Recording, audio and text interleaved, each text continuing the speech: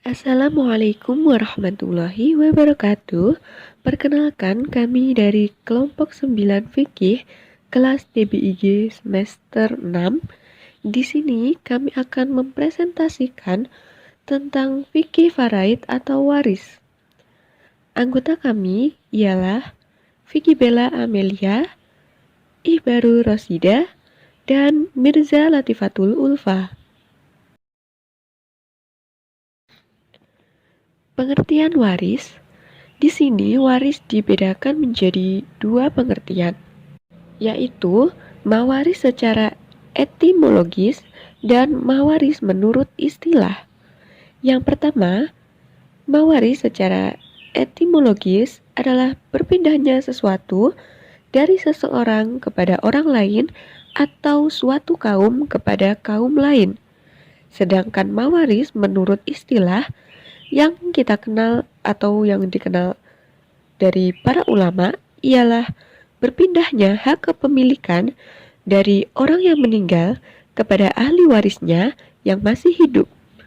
Baik yang ditinggalkan itu berupa harta atau uang, tanah, atau apa saja yang berupa hak milik yang legal secara syar'i. Jadi, kesimpulannya adalah mawaris dalam hukum Islam adalah pemindahan hak milik dari seseorang yang telah meninggal kepada ahli waris yang masih hidup sesuai dengan ketentuan dalam Al-Quran, yaitu surat Al-Baqarah ayat 180.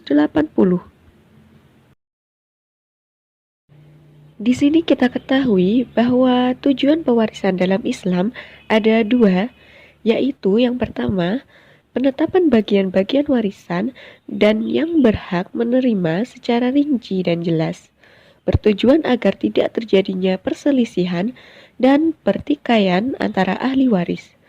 Karena dengan ketentuan-ketentuan tersebut, masing-masing dari ahli waris harus mengikuti ketentuan syariat dan tidak bisa mengikuti kehendak dan keinginan masing-masing.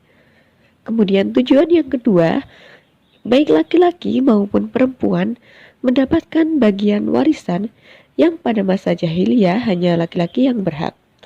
Sebagai upaya pewujudan pembagian kewarisan yang berkeadilan berimbang, dalam artian masing-masing berhak menerima warisan sesuai dengan porsi beban dan tanggung jawabnya.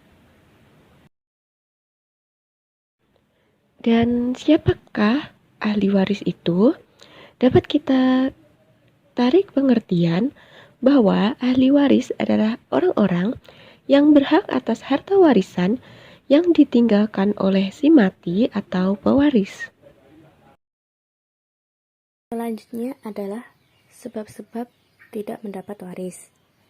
Yang pertama ada hamba. Seorang hamba tidak mendapat waris dari sekalian keluarganya yang meninggal dunia selama dia masih bersifat hamba. Selanjutnya pembunuh. Orang yang membunuh keluarganya tidak mendapat waris dari keluarganya yang dibunuhnya itu. Selanjutnya ada murtad. Orang yang keluar dari agama Islam tidak mendapatkan harta waris dari keluarganya yang masih memeluk agama Islam, dan sebaliknya, keluarganya yang masih memeluk agama Islam tidak dapat mewarisi hartanya. Selanjutnya ada berbeda agama. Orang yang tidak memeluk agama Islam atau kafir yang berupa apapun kekafirannya tidak berhak menerima waris dari keluarganya yang memeluk agama Islam. Begitu pula sebaliknya. Bab selanjutnya ialah rukun waris mewaris. Yang pertama ada al-muwaris atau pewaris, adalah orang yang meninggal dunia dan meninggalkan harta warisannya. Yang kedua ada al-waris atau ahli waris, yaitu orang yang akan menerima harta warisan dari pewaris disebabkan mempunyai hak-hak untuk menerima warisan. Selanjutnya ada harta waris. Menurut hukum Islam, maurus atau harta waris adalah harta benda yang ditinggalkan oleh si mati yang akan diwarisi oleh para ahli waris setelah diambil untuk biaya-biaya perawatan, melunasi hutang, dan melaksanakan wasiat. Syarat-syarat kewarisan. Yang pertama, meninggalnya seseorang, yaitu pewaris, baik secara hakiki maupun secara hukum. Misalnya dianggap telah meninggal. Yang kedua, adanya ahli waris yang hidup secara hakiki pada waktu pewaris meninggal dunia. Dan yang ketiga, seluruh ahli waris diketahui secara pasti, termasuk jumlah bagian masing-masing. Hak yang harus didahulukan sebelum pembagian harta waris kepada ahli waris yaitu zakat dan sewanya. Hak ini hendaklah diambil lebih dahulu dari jumlah harta sebelum dibagi-bagi kepada ahli waris. Yang kedua, perlengkapan mengurus mayat. Belanja untuk mengurus mayat seperti harga kafan, upah menggali tanah, dan sebagainya. Sesudah diselesaikan hak yang pertama tadi, baru sisanya dipergunakan untuk mengurus mayat. Yang ketiga yaitu hutang.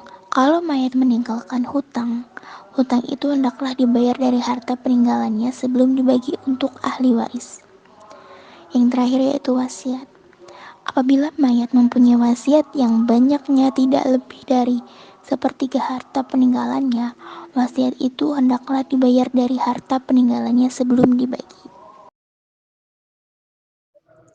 Cukup ini yang dapat saya sampaikan, kurang lebihnya mohon maaf, dan terima kasih atas perhatiannya. Wassalamualaikum warahmatullahi wabarakatuh.